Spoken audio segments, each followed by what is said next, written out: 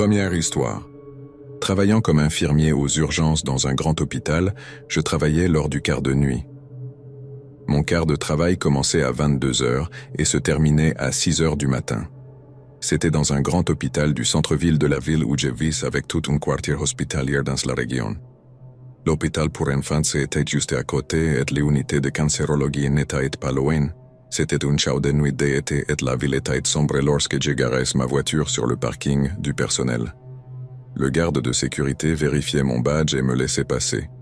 Je me garais et me dirigeais vers l'entrée, comme je l'avais fait tant de fois auparavant. Lorsque je suis entré dans le bâtiment, la tranquillité solennelle de la nuit fut remplacée par l'agitation frénétique d'une grande salle d'urgence de la ville. On ne saurait même pas qu'il faisait nuit dans cet endroit. Les lumières fluorescentes brillantes éclairaient le couloir animé, donnant une impression indiscernable du jour. Les heures suivantes étaient assez normales selon mes normes. Le travail en général est incroyablement agité, et cette nuit-là ne faisait pas exception. Fondamentalement, ce que je veux dire, c'est que c'était une nuit folle typique. Cependant, les choses ont pris une tournure terrifiante lorsque qu'un nouveau patient est arrivé aux urgences. Il est entré couvert de sang, se tenant le ventre. Il s'est avancé dans la salle d'attente avec une expression de douleur sur le visage. Il semblait avoir une quarantaine d'années, les cheveux longs, une barbe courte et portait un jean bleu. Une autre infirmière et moi nous sommes approchés de lui et l'avons aidé à entrer dans la salle d'opération. Nous avons coupé sa chemise pour trouver la source du sang. Sa chemise à carreaux était lourde, trempée de sang. Je pense qu'elle devait être jaune avec un motif à carreaux, mais c'était impossible à dire. Tout ce que je pouvais voir était rouge. En regardant sa poitrine nue, il était facile de voir la blessure. C'était une claire blessure de couteau dans l'estomac, sur le côté droit de son corps. J'ai rapidement arrêté le saignement et stabilisé son état. Même si vous avez du mal à le croire, ce genre de choses était assez courante. L'autre infirmière et moi étions bien dans notre capacité à gérer la situation. Ce qui s'est passé ensuite est ce qui m'a vraiment terrifié. J'étais seul avec l'homme. Il était conscient mais immobile. La blessure au couteau était la seule blessure grave, mais je n'ai pas pu m'empêcher de remarquer plusieurs autres blessures sur son corps. Elles n'étaient pas assez graves pour nécessiter un traitement d'urgence, mais il y avait des marques de griffures remarquables sur ses bras et son visage. Ce étaient des marques profondes et longues, en rangées de 3 ou 4. Ils avaient sûrement été faits par des ongles. Mon expérience se limite aux soins de santé. Je ne suis pas détective et je n'ai pas les compétences pour analyser le sens d'un type spécifique de blessure. Alors prenez ce que je dis avec un grain de sel, mais ces griffures ressemblaient indéfensives, je n'étais presque sûr. Cet homme avait fait quelque chose à quelqu'un. Mon regard s'est lentement déplacé des bras de l'homme à son visage. Il s'est tourné pour me regarder en même temps et nos yeux se sont rencontrés. Nous avons maintenu le contact visuel pendant plusieurs secondes. Mon esprit était en ébullition. C'est-il que je sais ? Ai-je pensé. À ce moment-là, il a essayé d'attraper mon bras, mais heureusement mes réflexes étaient de plus rapides que les siens et je suis sorti rapidement de la pièce. Heureusement, la police était déjà là, comme c'est habituel, lorsqu'il y a une agression à l'arme blanche. J'ai raconté à l'agent ce que j'avais vu et il m'a assuré qu'ils enquêteraient dessus. L'homme a été traité pendant plusieurs heures supplémentaires par ma collègue et finalement l'affaire a été remise à la police. Je n'ai jamais su exactement ce qui s'est passé entre cet homme et quiconque était impliqué, mais mon intuition me dit que c'était une mauvaise nouvelle. Tout ce que je peux faire, c'est espérer que l'autre personne s'en soit mieux sortie que lui.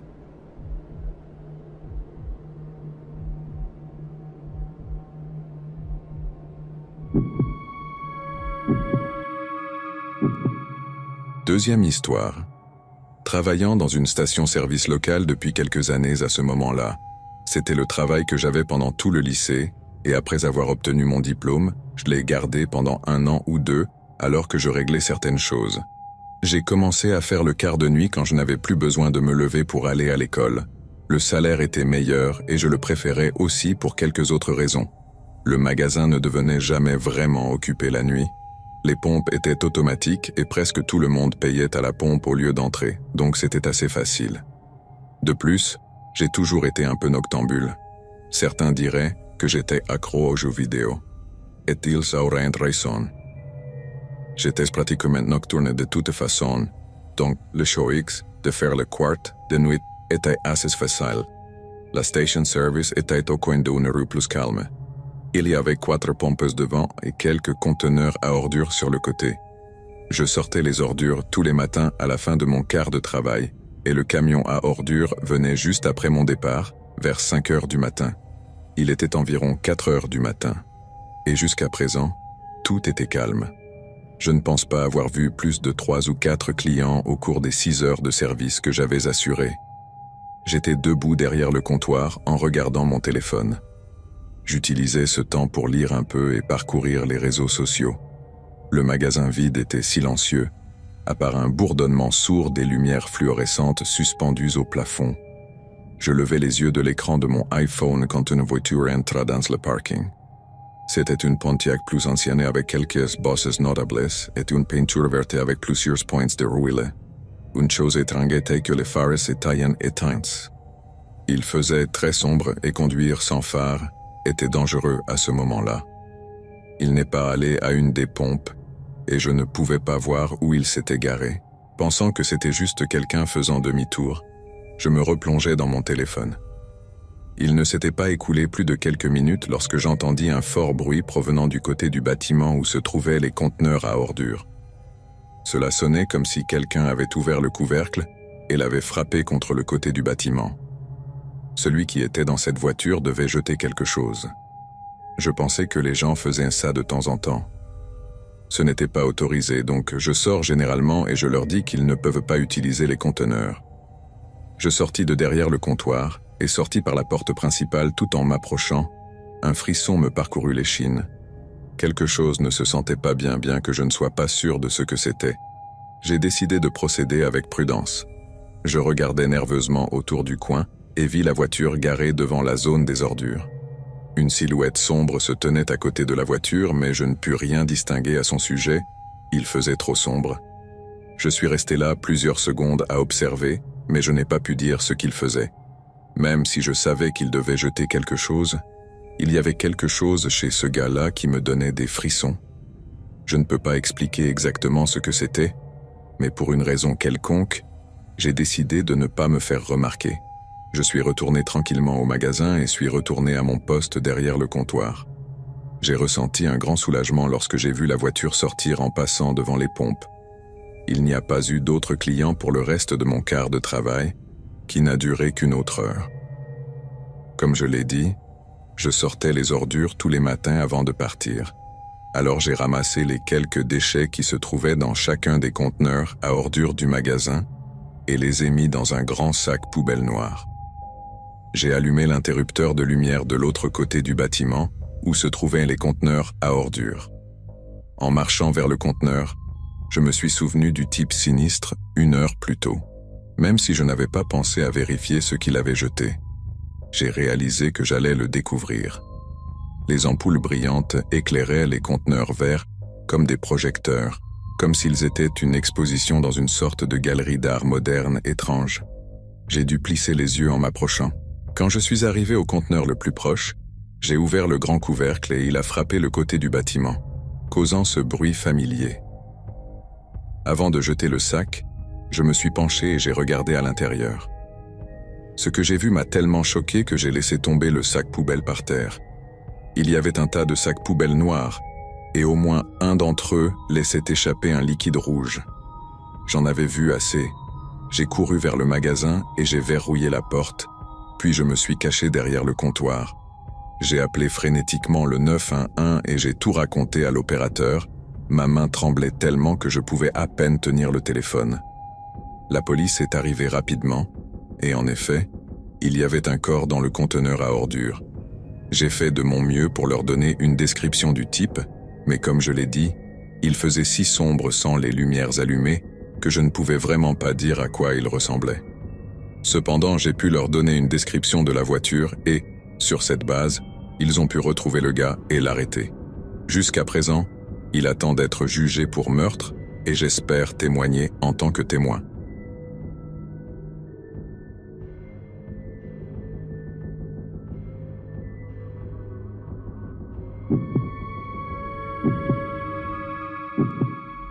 Troisième histoire. Mon père travaillait autrefois comme gardien de prison dans l'établissement pénitentiaire où nous vivions. Bien qu'il aimât son travail, il démissionna peu de temps après cet incident et, étant donné ce qui s'était passé, je ne pense pas que quiconque puisse lui en vouloir. Il travaillait de nuit à ce moment-là. Dans l'ensemble, c'était un travail assez détendu. Les détenus étaient enfermés dans leurs cellules pendant son quart de travail. Il me racontait souvent certaines des choses folles qui se passaient pendant la journée. Des bagarres, des émeutes et tout ce que vous pouvez imaginer. Cependant, le quart de nuit était vraiment calme et reposant. Il disait souvent qu'une fois habitué à l'emploi du temps nocturne, c'était vraiment la meilleure option. Mon père faisait souvent des rondes dans la prison plusieurs fois par quart de travail. Parfois, il conduisait l'une de ses camions de garde ou surveillait depuis l'une des tours. Cependant, cette nuit-là, son supérieur lui demanda de faire une inspection de la chapelle de la prison. Il n'y avait pas grand-chose à faire, m'a-t-il dit. Il suffisait de marcher et de s'assurer qu'il n'y avait personne là où il ne devrait pas y en avoir. Il marcha à travers la cour en direction de la chapelle. Le grand espace vide lui donnait un sentiment inquiétant. Les puissantes lampes de projecteurs sur le mur de la prison projetaient une longue ombre de son corps tandis qu'il avançait, en passant devant les terrains de basket-ball vides. Il arriva à la porte principale de la chapelle et, en y arrivant, une vague de nervosité l'envahit. À ce moment-là, il ne savait pas pourquoi, alors il poussa la grande porte en chaîne et entra. Il alluma l'interrupteur de lumière et commença à inspecter certaines des petites pièces à l'avant du bâtiment. Après quelques minutes, un homme sortit du bureau au fond de la chapelle. Il semblait être un autre gardien portant le même uniforme que mon père. Cependant, mon père ne connaissait pas cet homme. Ce n'était pas si inhabituel, car parfois les gardiens de jour prenaient un quart de nuit pour gagner de l'argent supplémentaire ou pour remplacer quelqu'un. Pourtant, il était confus car son supérieur lui avait demandé d'inspecter la chapelle.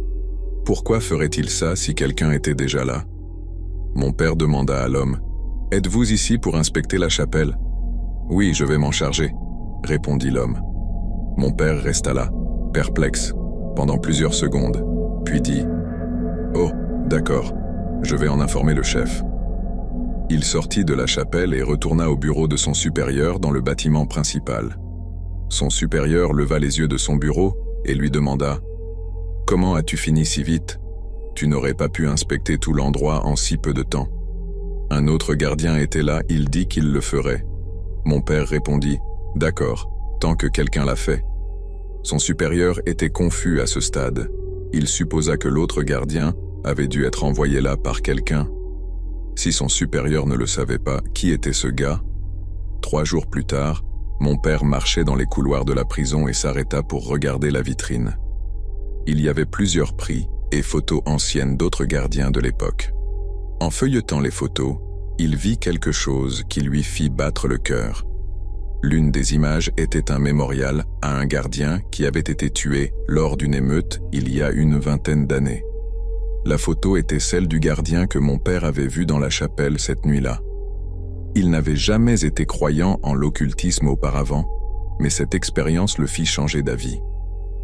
Il ne se donna pas la peine de raconter cela à ses collègues de travail de peur d'être ridiculisé. Et peu de temps après, il quitta son emploi et changea de carrière. Bien que ce fût un incident terrifiant pour lui, c'est l'une de ses histoires préférées à raconter. Je l'ai entendue plus d'une fois et même si au début je n'étais pas sûr, je crois vraiment en elle.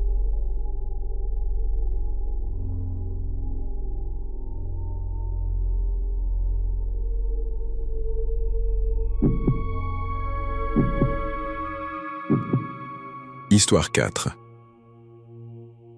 Je suis un homme de 27 ans qui vit au Mexique avec ma fiancée.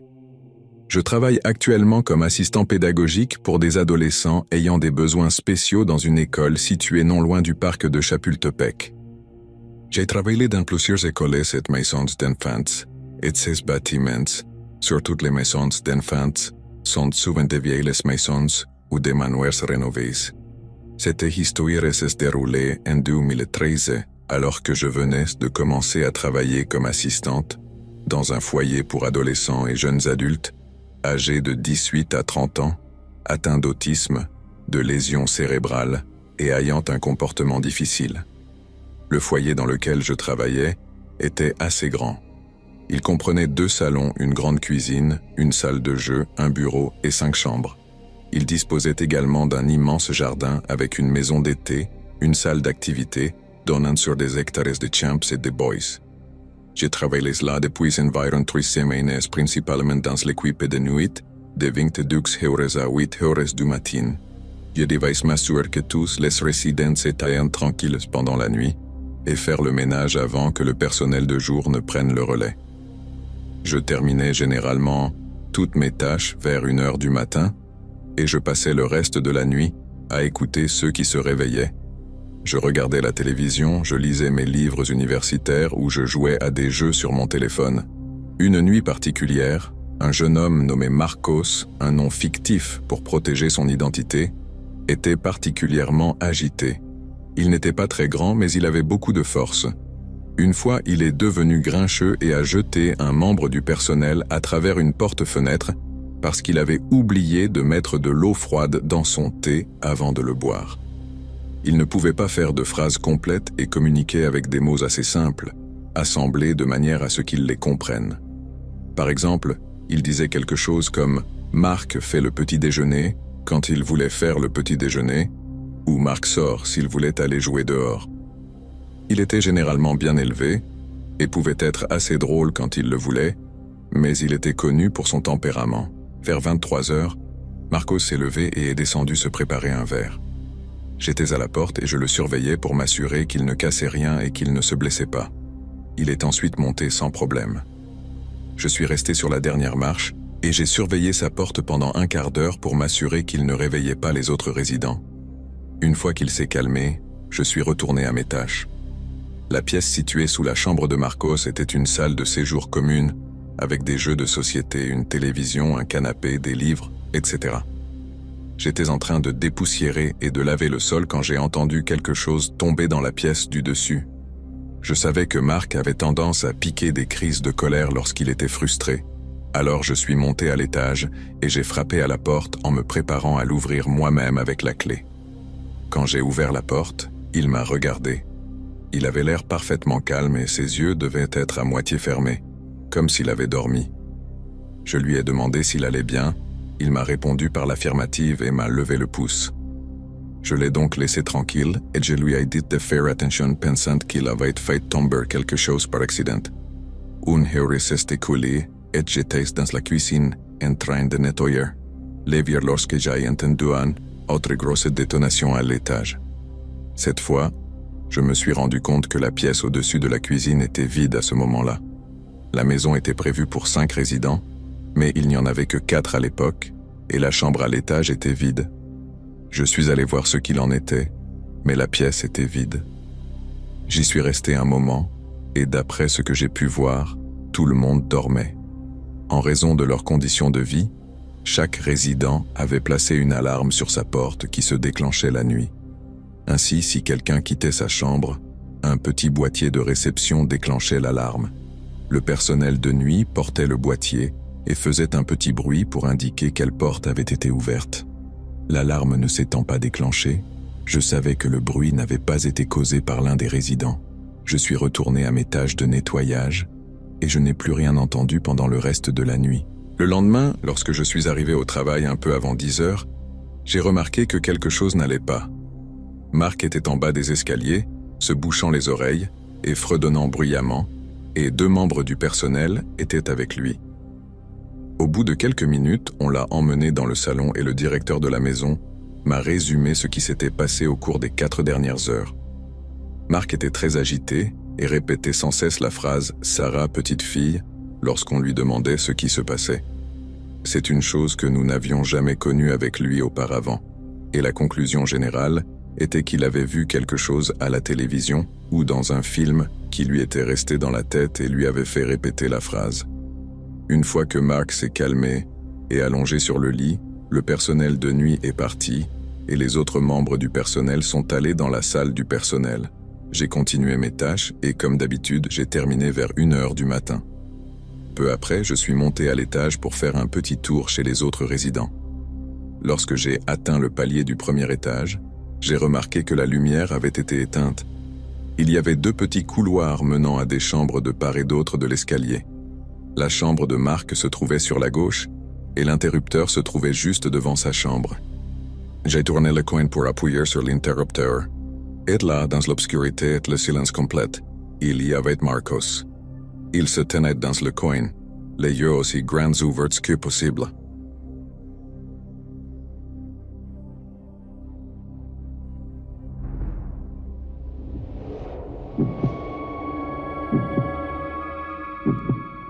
Cinquième histoire. Le travail de nuit à la station-service était toujours calme et sans incident, mais c'était ce que j'aimais. J'étais le seul à travailler et j'avais l'endroit pour moi tout seul.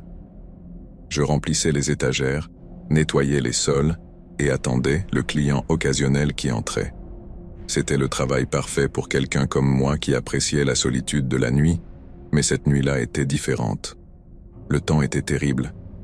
Une tempête furieuse balayait la région et l'électricité avait été coupée. J'étais coincé à la station-service seul après la tombée de la nuit. J'ai essayé de rester occupé, mais le silence était assourdissant. Tout ce que je pouvais entendre était le bruit étouffé de la pluie battante alors que la tempête continuait. J'ai commencé à entendre des bruits étranges venant de l'extérieur. J'ai essayé de les ignorer, mais ils devenaient de plus en plus forts et proches. Je pouvais entendre quelque chose gratter la porte et j'ai su que je devais enquêter. J'ai attrapé ma lampe de poche et je me suis dirigé lentement vers la porte. Lorsque je l'ai ouverte, une rafale de vent est entrée, me trempant de pluie. Je ne pouvais rien voir dans l'obscurité, mais je pouvais entendre quelqu'un respirer lourdement. Je suis resté paralysé, ne sachant pas quoi faire, et puis, de nulle part, une silhouette a surgi dans la boutique. J'ai trébuché en arrière et je suis tombé au sol. J'étais sûr que j'allais mourir, mais lorsque la silhouette s'est approchée, j'ai réussi à la voir. Tout ce que j'ai pu voir était un contour sombre, mais c'était un homme, un géant d'homme. Il mesurerait au moins 1,89 m, avec des cheveux sauvages et une barbe épaisse. Il portait un grand manteau, mais même sans lui, je suis sûr qu'il aurait été énorme. Je me suis traîné derrière le comptoir, et j'ai activé l'alarme, mais je savais que l'aide était à quelques minutes de là, et je n'avais pas de minutes. J'ai scruté les environs à la recherche du type, mais je l'ai perdu de vue. Cependant, je pouvais l'entendre, et son mouvement semblait proche. Je savais que je devais trouver une arme, quelque chose pour me défendre. J'ai trouvé une batte de baseball, et je l'ai brandie devant moi. L'homme a ri, et s'est précipité vers moi à nouveau. J'ai frappé de toutes mes forces et j'ai connecté avec lui, faisant un son sourd et malsain. Il a poussé un cri final et est tombé au sol, immobile. Je ne pouvais pas dire où je l'avais frappé, mais je ne voulais pas rester pour le découvrir. J'ai couru hors de cet endroit et dans la rue.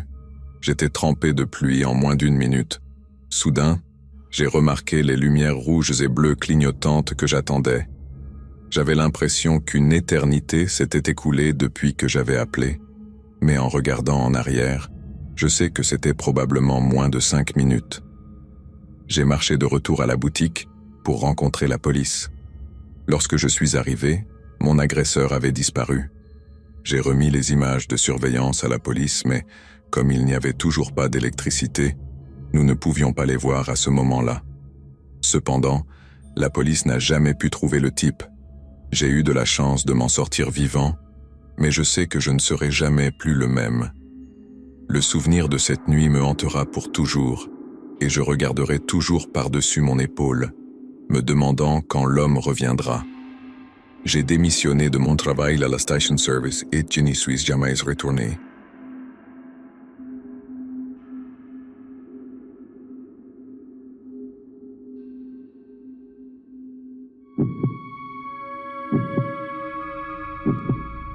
Histoire 6.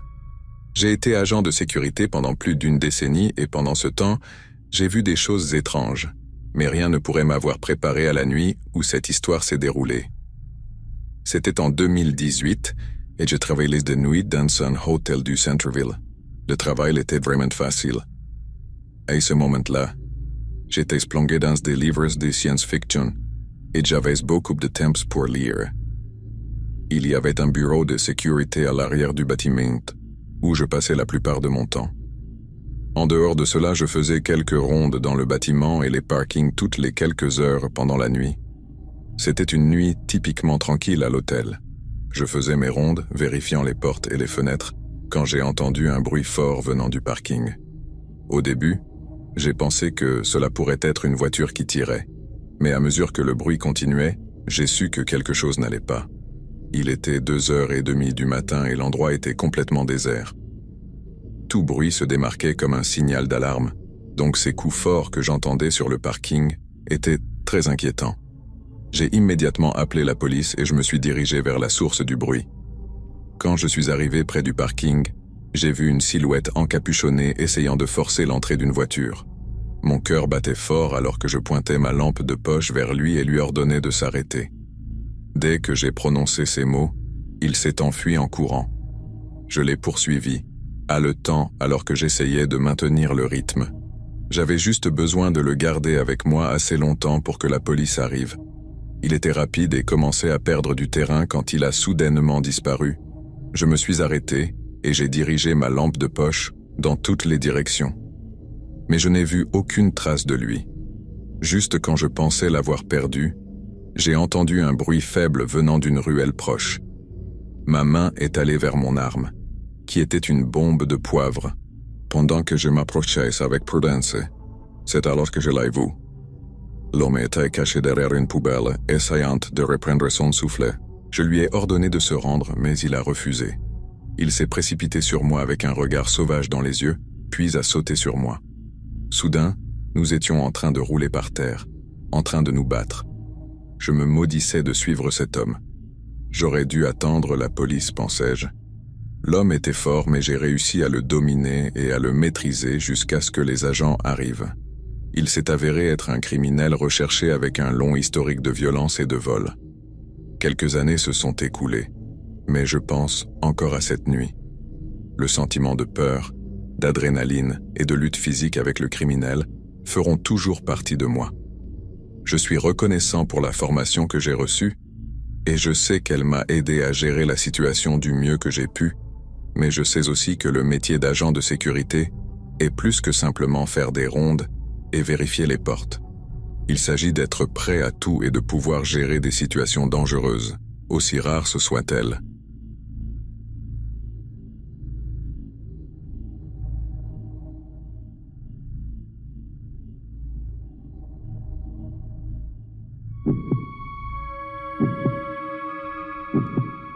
Septième histoire.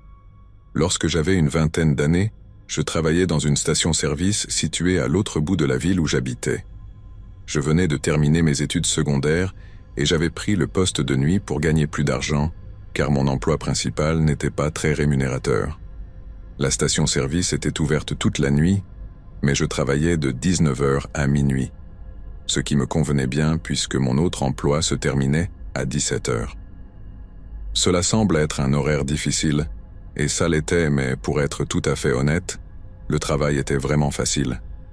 Il était d'autant plus agréable que je m'entendais très bien avec tous mes collègues. Le magasin lui-même n'était jamais très fréquenté, car la plupart des gens payaient de toute façon à la pompe. La nuit se résumait à une combinaison de défilements sur Instagram et de badinage avec mes collègues, parfois interrompus par un client qui demandait où se trouvaient les toilettes.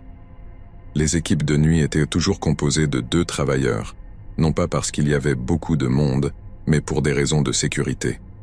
Il est toujours préférable d'avoir une autre personne à proximité pour surveiller vos arrières, et mes collègues et moi-même avons pris cette responsabilité très au sérieux. L'incident s'est produit un jeudi soir vers 23h. Il s'agissait de moi et d'un autre garçon, Alan, qui était plus jeune que moi. Je pense qu'il avait 18 ans et qu'il était encore au lycée.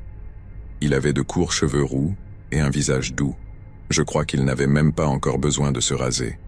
Je travaillais là depuis plus longtemps que lui, et nous avions une sorte de dynamique grand frère-petit frère entre nous. Il me demandait comment faire chaque chose, même si je suis presque sûr qu'il était assez intelligent pour se débrouiller tout seul. Nous étions à la mi-août et, même s'il était tard dans la nuit, la tente était incroyablement chaude. Nous laissions souvent la porte arrière ouverte sur l'allée, ce qui permettait à l'air frais de circuler lorsque quelqu'un entrait par la porte avant. Un soulagement toujours bienvenu dans la chaleur de l'été. Cela dit, Alan et moi avions beaucoup de plaisir à parler et à plaisanter lorsque le magasin était vide pendant les heures du soir. J'étais à l'avant du magasin, en train de ranger quelques étagères, et Alan était à l'arrière en train d'organiser la réserve, lorsque j'ai remarqué que 2 voitures s'arrêtaient devant le magasin. L'une était une vieille berline dont la carrosserie présentait des taches de rouille visibles. L'autre était une camionnette blanche aux vitres teintées. La camionnette s'est approchée de l'une des pompes et la voiture s'est garée sur l'une des places avant. J'ai rapidement terminé ce que je faisais et je suis retourné au comptoir au cas où l'un d'eux aurait besoin de payer quelque chose. À ce stade, je n'étais pas sûr qu'ils soient tous les deux ensemble.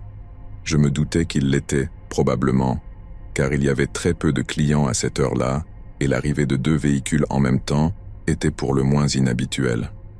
J'ai attendu quelques minutes, puis un homme seul est entré dans le magasin.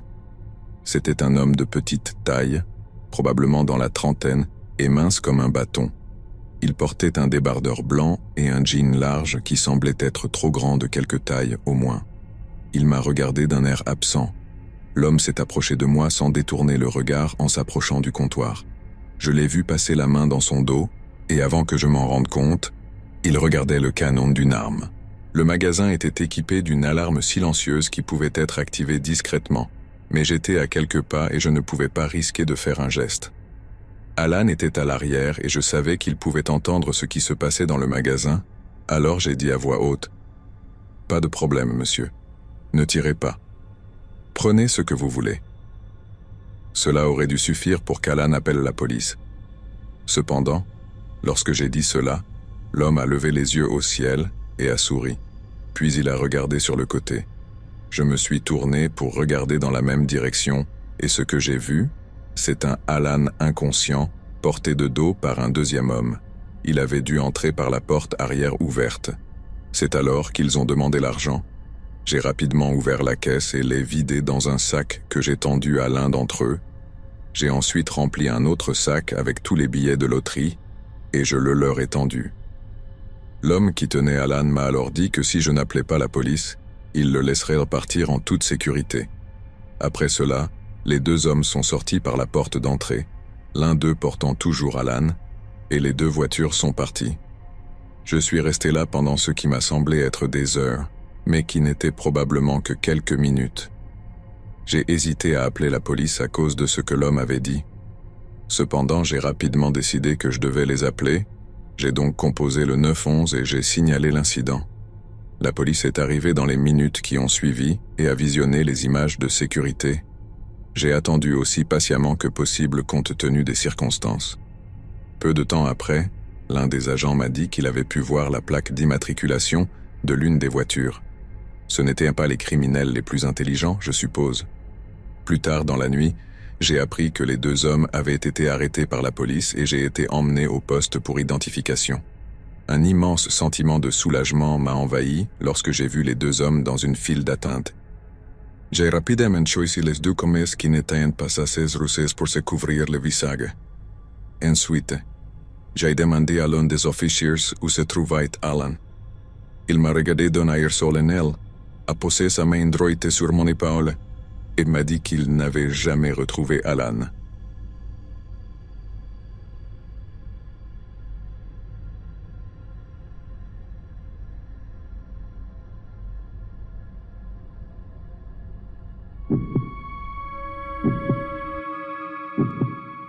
Histoire 8. Travaillant les jeudis et vendredis après-midi chaque semaine. Mes quarts de travail étaient de 18h à minuit. Bien que l'horaire interférait avec mes études, mes parents le permettaient, car ils pensaient que cela me serait bénéfique d'acquérir de l'expérience professionnelle. Après mes premières semaines de travail, je me retrouvais seul pendant les 2 dernières heures de mon quart de travail. Il y avait un autre gars qui resterait là jusqu'à 22h, ce qui me convenait car généralement à ce moment-là c'était très calme. Je me tenais derrière le comptoir en regardant mon téléphone une nuit vers 11h du soir. Tout à coup, la porte s'ouvrit et un homme entra.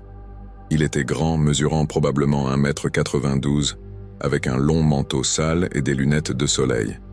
Il portait un chapeau à large bord et avait également une longue barbe, donc je ne pouvais pas voir beaucoup de son visage.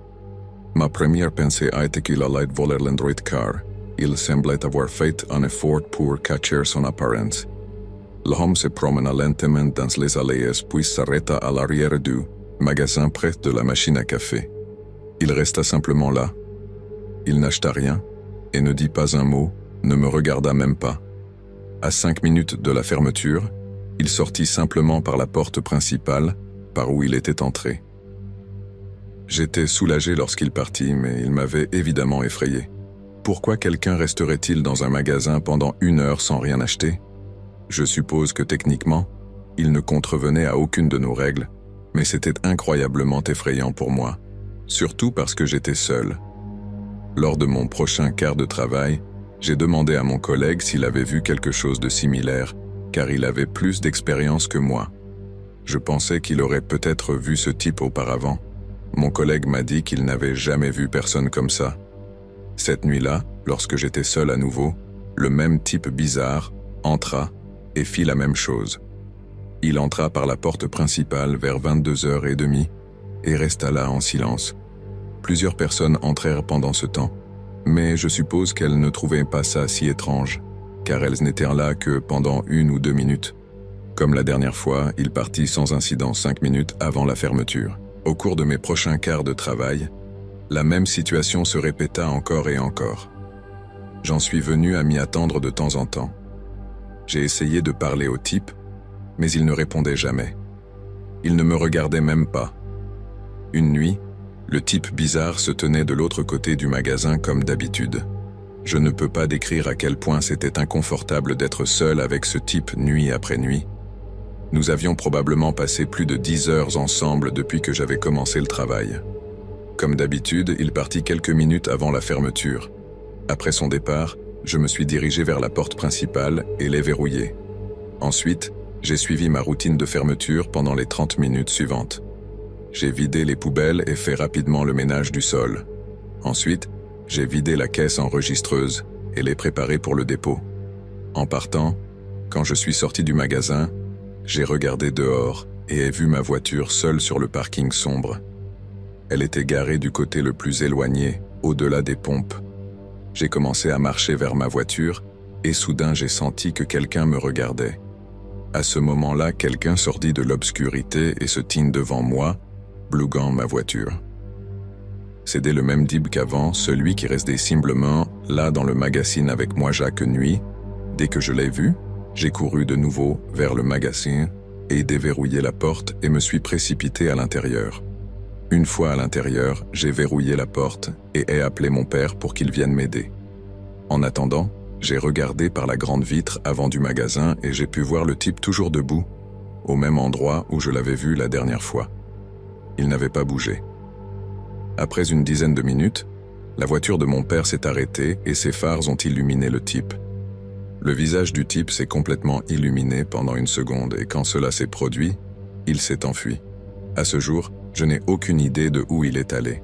C'était la dernière fois que j'ai travaillé dans cette station-service et depuis lors, j'ai refusé de prendre tout quart de travail de nuit dans mes autres emplois. Les gens que vous rencontrez sont simplement trop effrayants. Je n'ai aucune idée de qui était ce type, ni de ce qu'il voulait, mais à mon avis, il n'était pas dans son état normal et je ne sais pas de quoi il était capable.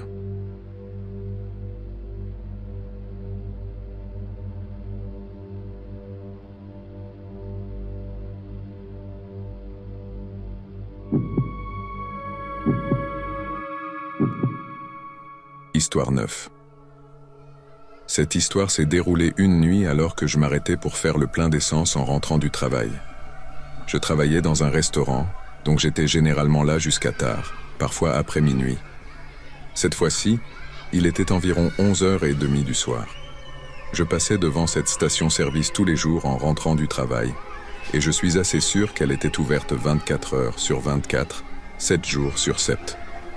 La partie magasin de la station-service était plus grande que la plupart. C'était presque comme une petite épicerie, car elle avait une sélection décente de produits alimentaires, pas seulement des collations et des encas comme les autres. Cet endroit avait même un petit rayon de produits frais. En raison de cela, je ramassais souvent quelques articles après avoir rempli ma voiture, car d'autres endroits dans la région étaient généralement fermés à ce moment-là. Je me promenais dans les allées du magasin pendant que ma voiture était garée à l'extérieur. J'ai rempli mon panier avec quelques articles essentiels que j'achète toujours. Des bananes, des œufs et du pain. Puis, j'ai marché un moment en essayant de décider s'il y avait autre chose que je voulais. Finalement, je suis arrivé à la caisse et j'ai payé ma essence ainsi que les articles du magasin. Puis, je suis sorti par la grande porte en verre à l'avant du magasin. J'ai pu voir ma voiture garée à côté d'une des pompes. Le parking était sombre, mais les lumières vives des pompes à essence étaient comme un oasis brillant. J'ai commencé à marcher vers ma voiture et, à mesure que je m'approchais, j'ai vu quelqu'un assis sur le siège arrière. Normalement, je ne verrouillais pas les portes quand j'entrais car c'était généralement assez rapide, mais cette fois-ci, j'y étais depuis plus longtemps que d'habitude. De plus, ma voiture est assez vieille, donc vous devez toutes les fermer manuellement. Je sais que ce n'est pas intelligent, mais ce sont mes excuses, alors prenez-les comme vous voulez. Je me suis approché lentement pour jeter un coup d'œil à la personne. Elle semblait être une vieille femme voûtée, avec les cheveux couvrant la plupart de son visage, et l'ombre du toit de ma voiture formait un coin sombre sur le siège arrière où elle était assise, donc il était difficile d'en dire beaucoup sur elle. Ma première impression a été qu'il s'agissait d'une vieille dame qui s'était accidentellement retrouvée dans ma voiture. Je me suis arrêté à quelques mètres de la voiture en réfléchissant à la situation. J'ai envisagé de simplement lui offrir un lift où elle allait. Je suis toujours prêt à aider les gens dans le besoin, mais quelque chose en moi pensait que ce n'était pas une bonne idée. Après 1 ou 2 minutes, j'ai décidé d'appeler la police. Je détestais impliquer la police dans ce genre de choses, et je me suis assuré qu'ils savaient que ce n'était pas une urgence, ou quelque chose comme ça.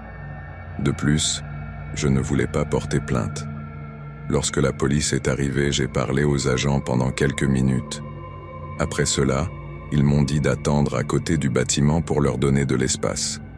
Je ne pouvais pas voir grand-chose de là, et les corps des 2 agents bloquaient la petite vue que j'aurais pu avoir. J'ai pu voir qu'ils avaient ouvert la porte arrière de ma voiture et, avant que je ne m'en rende compte, ils ont sorti la personne du siège arrière et l'ont menotté. J'ai pensé que c'était inutile, alors j'ai couru en criant pour qu'ils s'arrêtent. Dans mon esprit, c'était juste une vieille dame confuse qui s'était accidentellement retrouvée dans ma voiture. Mais quand je me suis approché, j'ai réalisé que ce n'était pas du tout une femme. C'était un homme plus âgé, probablement dans la 50aine ou la 60aine, avec les cheveux longs et gris et plusieurs gros tatouages sur le visage et les mains. Pour une raison que je n'ai jamais comprise, il semblait porter une blouse d'hôpital par-dessus ses vêtements. Je me suis arrêté net quand je me suis rendu compte de cela, puis l'un des agents m'a crié de rester en arrière. J'ai reculé de quelques pas et j'ai continué à regarder incrédule. Mon cœur a chuté quand j'ai remarqué quelque chose. Quand il fouillait l'homme, j'ai vu qu'il sortait un grand couteau de chasse dessous ses vêtements. Il prévoyait certainement quelque chose pour moi, quelque chose dont je ne voulais pas faire partie. C'est très effrayant de penser que j'ai presque monté dans la voiture avec ce type assis là derrière. Heureusement, j'ai pris la bonne décision et j'ai survécu pour raconter l'histoire.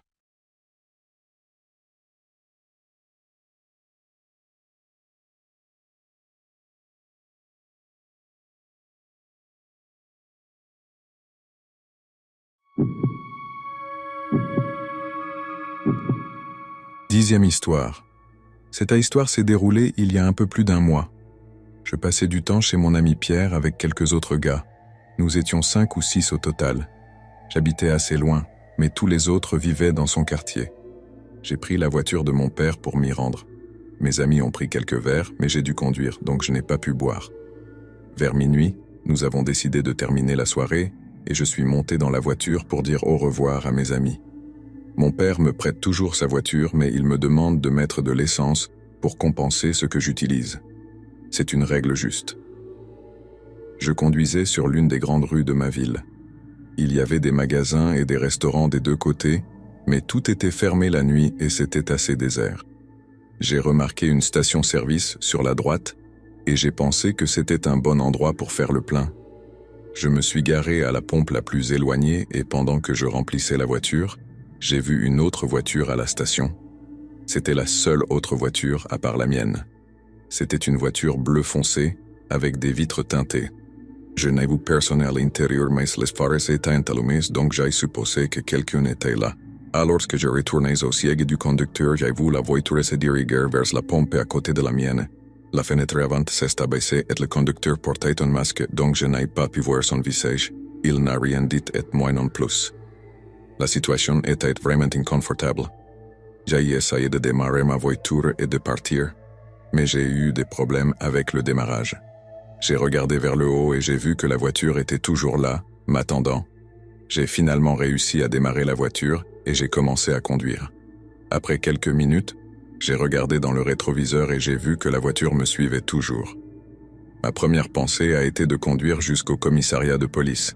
C'est ce que ma mère me disait toujours de faire dans une situation comme celle-ci. Je pensais me souvenir du chemin, mais après un certain temps, je me suis retrouvé perdu et la voiture me suivait toujours.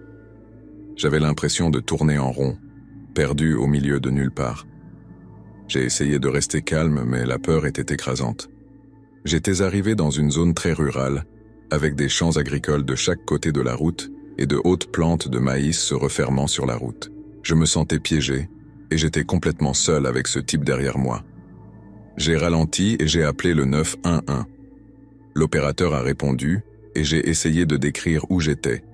Mais tout ce que je pouvais voir était l'obscurité. Je ne pouvais voir aucun point de repère ni panneau. L'opérateur a essayé de m'aider mais j'ai senti la frustration dans sa voix. Je savais que j'étais en danger.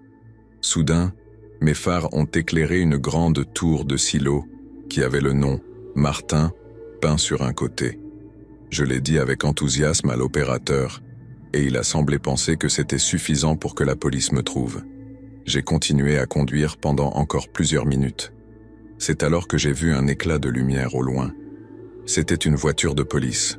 J'ai klaxonné pour qu'il me voie. La voiture de police s'est approchée et l'autre voiture s'est enfuie.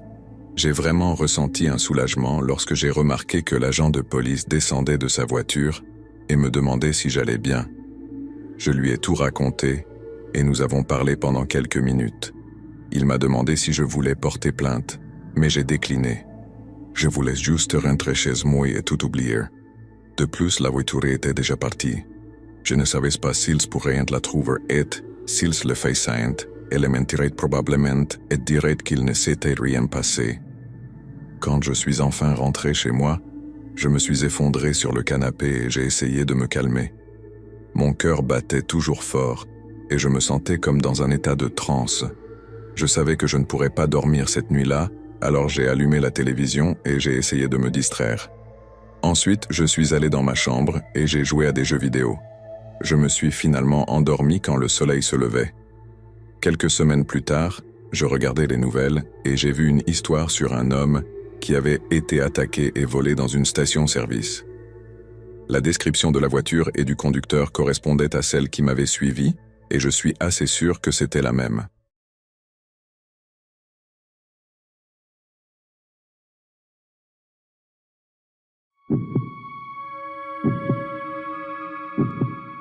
Onzième histoire. C'était un froid après-midi d'hiver et je travaillais à la station-service de mon village. La station-service était petite, avec quelques pompes, une petite boutique et des toilettes. Je passais la plupart de mon temps à l'intérieur de la boutique à servir les clients et à essayer de me tenir chaud. Au fur et à mesure que la nuit devenait plus sombre, la station-service devenait plus calme. De temps en temps, une voiture s'arrêtait pour faire le plein ou acheter une collation, mais pour la plupart c'était juste moi, complètement seul. Ce n'est que lorsque deux hommes sont entrés que les ennuis ont commencé. L'un était grand et mince, avec le visage pâle et les pommettes hautes. L'autre était de taille moyenne, avec des cheveux longs et gris et une casquette de baseball. Ils portaient tous deux des vestes et des pantalons sales et avaient les cheveux en désordre. J'ai essayé d'être poli, mais j'étais méfiant à leur égard. Ils m'ont demandé des indications vers le village le plus proche. Je leur ai indiqué la bonne direction en espérant qu'ils partent de bientôt, mais ils sont restés, me regardant de haut en bas et me posant des questions personnelles. J'ai essayé d'être bref avec eux, mais ils n'ont pas compris l'allusion. Finalement, ils ont acheté quelques cigarettes et sont partis, montant dans une vieille voiture usée garée dehors. J'ai soupiré de soulagement quand ils sont partis. Mais je ne savais pas que mes problèmes étaient loin d'être terminés. Après la fin de mon quart de travail, je suis sorti dehors pour attendre le bus. L'air nocturne était frais et mon souffle se condensait devant moi. Soudain, cette même vieille voiture avec ses 2 hommes au volant s'est arrêtée à côté de moi. Ils m'ont offert un trajet, mais j'ai refusé, leur disant que je préférais attendre le bus. Cependant, ils ont insisté et ont commencé à me rendre vraiment mal à l'aise. C'est alors que j'ai remarqué un regard dans leurs yeux qui m'a donné des frissons. Je leur ai dit que je n'étais pas intéressé, et puis je me suis éloigné aussi vite que possible. J'étais à une rue de distance quand j'ai regardé en arrière, et j'ai vu que la voiture était toujours là. J'ai aussi vu que le bus arrivait rapidement. J'ai couru vers l'arrêt le plus proche, et je suis monté juste à temps. Je savais que quelque chose n'allait pas avec ces gars-là.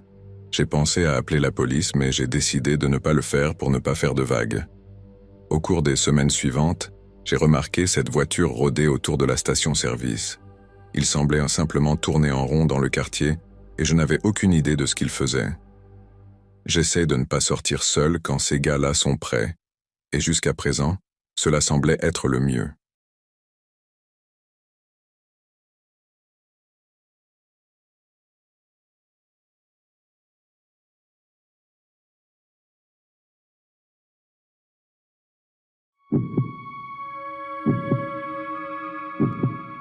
Douzième histoire. C'était une soirée froide d'hiver et je rentrais chez moi après avoir rendu visite à des membres de ma famille dans un autre département. Il était tard et j'étais fatigué, mais je devais continuer. La route s'étendait devant moi comme un ruban noir, et le seul bruit était le ronronnement du moteur de ma voiture. Je n'ai jamais pu écouter de musique en conduisant, cela me distrait trop. J'étais perdu dans mes pensées lorsque j'ai vu une station-service un peu plus loin. J'ai décidé de m'arrêter et d'acheter du café et des encas pour m'aider à rester éveillé. En sortant de la voiture, j'ai senti un frisson dans l'air.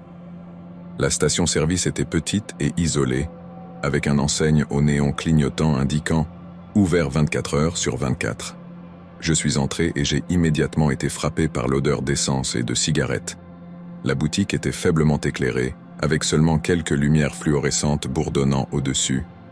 Il y avait un homme debout derrière le comptoir avec les cheveux gras et un t-shirt taché. Il a levé les yeux quand je suis entré, et ses yeux semblaient me suivre, alors que je me dirigeais vers la machine à café. Je me suis servi une tasse, puis j'ai attrapé un paquet de chips et un peu de viande séchée. Je me suis retourné pour partir, mais l'homme se tenait debout devant moi, bloquant mon chemin. « Belle voiture que vous avez là », a-t-il dit en me regardant de manière lascive. « Ça a dû vous coûter une fortune. » J'ai senti une sueur froide sur mon front.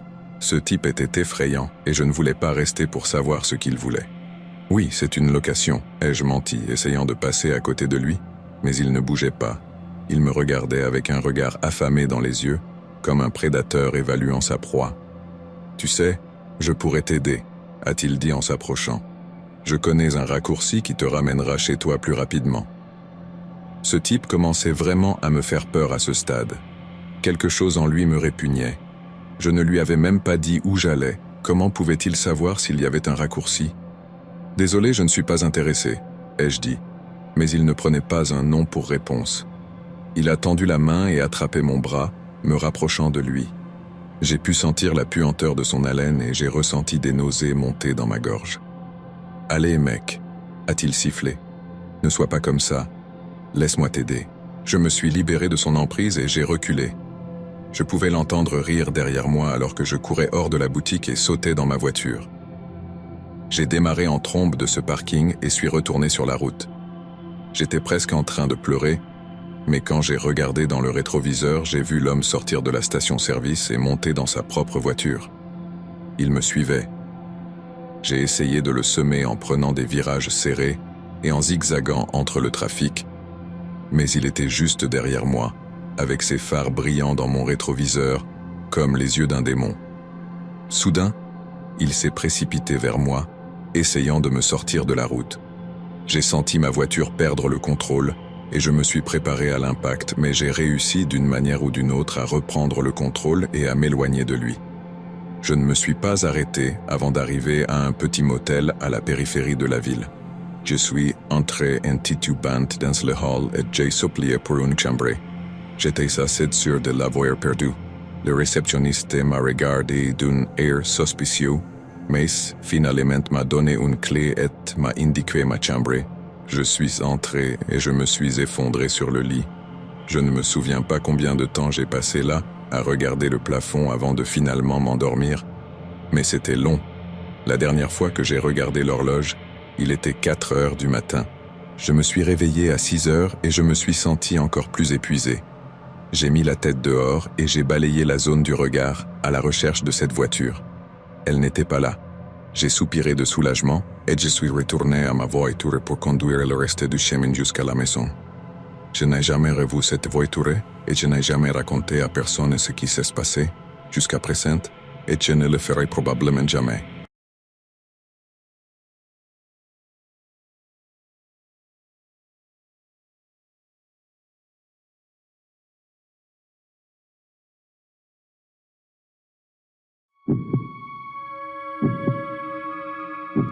Treizième histoire. J'ai travaillé dans une station-service jusqu'à la fin de ma vingtaine, et voici la chose la plus terrifiante qui me soit arrivée pendant que j'y travaillais. J'ai décroché ce boulot pendant mes années de lycée, et je l'ai gardé par la suite car je n'avais pas trouvé beaucoup d'autres options. Les nuits étaient un peu meilleures, donc je faisais toujours ce quart de travail. J'avais travaillé là-bas pendant des années, à servir les clients sans événements marquants ou perturbations. Il était environ 3 heures du matin et le magasin était vide, comme c'était typique à cette heure-là. Rarement plus d'un client était présent dans le magasin à la fois pendant mon quart de travail. C'était une nuit froide avec une légère bruine. J'ai regardé vers le haut pour voir un homme marcher vers la porte. Son visage était caché par un sweat à capuche. Il a poussé la porte et est entré. Il semblait suspect et je me suis mis nerveux quand il est entré dans le magasin. « Salut mec », dit-il, me regardant brièvement. J'ai jeté un coup d'œil rapide à son visage, mais pas assez pour le décrire.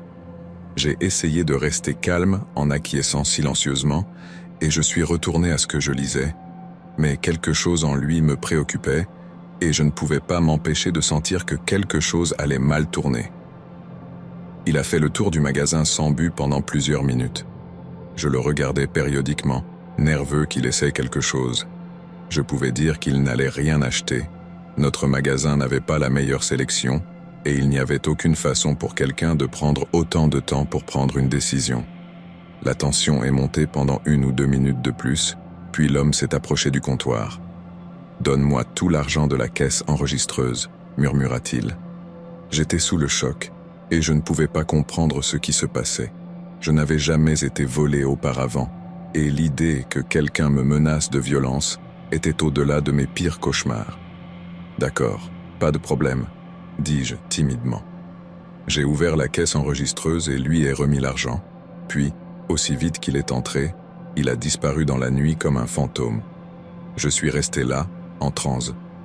J'avais activé l'alarme alors qu'il était encore dans le magasin, donc je savais qu'il ne passerait pas beaucoup de temps avant que la police n'arrive. Ils sont entrés par la porte principale du magasin et je suis resté là, terrifié. Je leur ai raconté ce qui s'était passé, puis nous avons vérifié les images de sécurité. Tout y était, mais il n'y avait pas de prise de son visage. Les officiers étaient sûrs qu'ils retrouveraient le gars en se basant sur ce qu'ils avaient. Le lendemain, j'ai appris qu'ils l'avaient localisé et arrêté. Il portait toujours les mêmes vêtements. Il n'était pas le plus intelligent.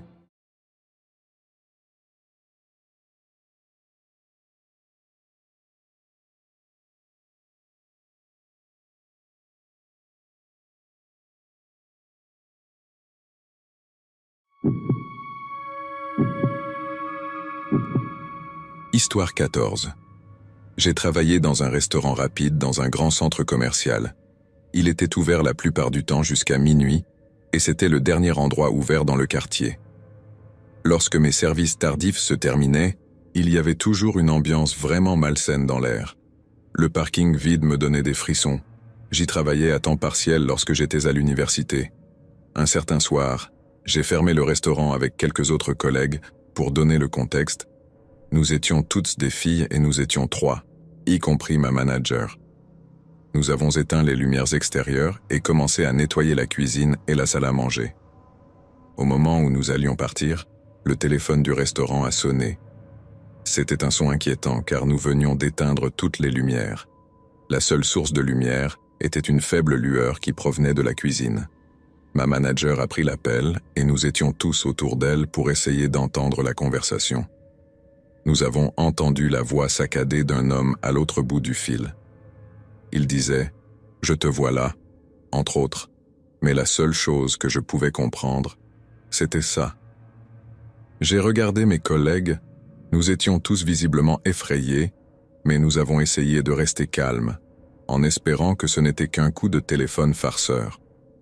Parfois, nous recevions des canulars téléphoniques, mais ce n'était pas courant qu'ils arrivent si tard. Il était déjà l'heure d'aller se coucher pour la plupart des gens qui nous faisaient habituellement des blagues. Ma manager a essayé de demander à l'homme qui il était et ce qu'il voulait, mais il n'a pas répondu. Lorsque ma manager a raccroché le téléphone, nous avons entendu un grand coup à la porte d'entrée. Nous avons tous sursauté. Ma manager s'est précipitée à l'avant pour vérifier ce qui se passait. J'ai regardé par la grande fenêtre et je l'ai suivi. Un homme vêtu d'une chemise en flanelle se tenait là, devant la porte, dos à nous. Nous ne pouvions pas voir son visage, mais il avait l'air bien rangé et soigné. Pas comme on pourrait s'y attendre. Ses cheveux s'éclaircissaient sur le dessus, et il avait les mains dans les poches. Mon manager s'est assuré que la porte était fermée à clé et nous a dit d'appeler la police. J'ai composé le 911 et en quelques minutes, une voiture de police est arrivée. Nous pouvions voir les lumières rouges et bleues dans la salle à manger où nous attendions.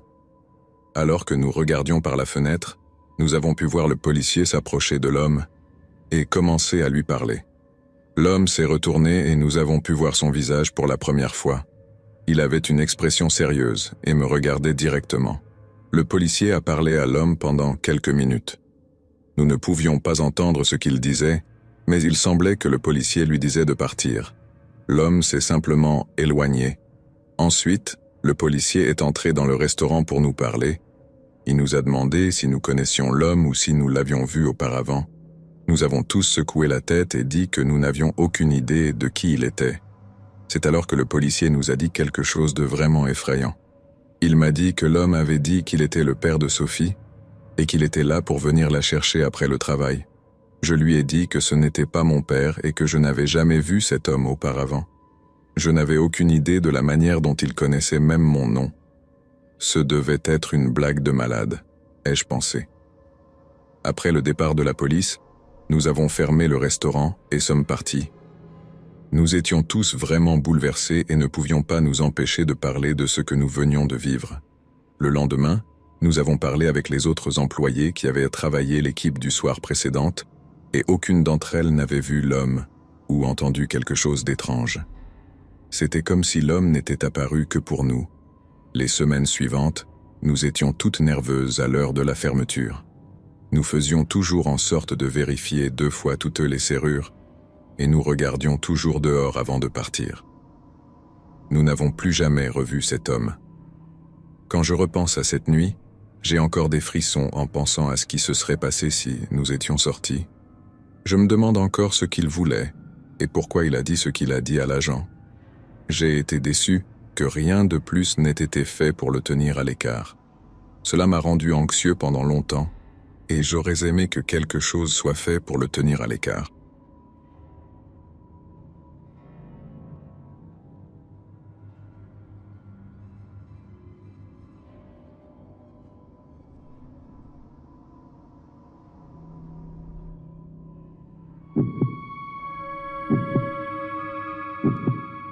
Eu costumava ser faxineira em um shopping local. Trabalhava à noite quando as lojas estavam todas fechadas e os compradores já tinham ido para casa. Era um trabalho tranquilo, principalmente só eu e às vezes mais algumas pessoas. Desta vez, estava só eu. Sempre ouvia música ou podcasts no meu telefone enquanto trabalhava. Caso contrário, o tédio seria demais para suportar. Uma noite, estava limpando o chão de um corredor estreito que levava ao banheiro. Havia uma saída próxima e uma grande porta de vidro. Ouvi um som de batida atrás de mim. Virei-me e vi um homem vestido com uma farda da polícia parado na porta de vidro. Ele olhou diretamente para mim e depois disse: "Deixe-me entrar. É uma emergência." Fiquei hesitante por 1 minuto. Fiquei surpresa ao ver outra pessoa aqui. Eram 1:30 da manhã e eu sabia que nenhum policial estaria no shopping a essa hora, especialmente batendo em uma porta de vidro para entrar. Mas algo sobre o tom urgente do homem me fez sentir que pelo menos deveria ouvi-lo. "Por que você precisa entrar?" Perguntei com a mão sobre a fechadura. "Houve um roubo na joalheria. Preciso entrar e garantir a cena", respondeu. A joalheria era uma das lojas mais valiosas do shopping. Certamente tinha um monte de coisas caras, mas se alguém tivesse entrado, acho que eu teria percebido. Eu estava com meus fones de ouvido, mas é difícil acreditar que eu não teria notado. E eu estava bastante certa de que a joalheria guardava todas as suas coisas caras durante a noite. Eu não acreditava na história dele. Algo estava errado com o comportamento do homem. Ele estava sendo muito amigável e relaxado para alguém que afirmava estar respondendo a um roubo e havia apenas um oficial. Normalmente haveria pelo menos alguns. Nem mesmo vi o carro do sujeito. "Desculpe, não posso deixar você entrar", disse firmemente. Depois peguei meu telefone para ligar para a polícia. O sorriso do homem desapareceu, substituído por uma testa franzida. Ele começou a bater na porta de vidro exigindo entrar. Mas eu sabia melhor do que destrancar a porta para um estranho no meio da noite. Enquanto falava com o despachante da polícia, o homem finalmente desistiu e sumiu da minha vista. Eu contei o que aconteceu para a polícia, descrevendo o homem e seu uniforme da polícia da melhor forma que pude. Eles me garantiram que enviariam alguém para verificar, e então fui para a entrada principal esperar. Não demorou mais que alguns minutos quando chegaram 2 carros de polícia. Um dos oficiais saiu do carro e assim que o vi, notei que seus uniformes não coincidiam com o cara que vi antes. Naquele momento, soube que tinha tomado a decisão certa ao recusá-lo. Falei com a polícia por alguns minutos, mas eles me disseram que não havia nenhum relatório de roubo no shopping. Uma confirmação adicional do que eu já sabia. O resto da noite correu sem incidentes. Terminei meu turno como de costume, deixando o shopping às 6 da manhã. Enquanto dirigia para casa, pensava no que aquele cara poderia ter querido. Suponho que só queria roubar o lugar, mas o que ele teria feito comigo não teria sido bom.